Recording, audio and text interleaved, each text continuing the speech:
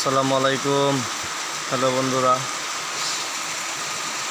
মাশাআল্লাহ বৃষ্টি হচ্ছে। দেখেন আজকে 4-5 দিন যাবৎ বৃষ্টি হইতেছে, বৃষ্টির কোনো কমতি নাই। তো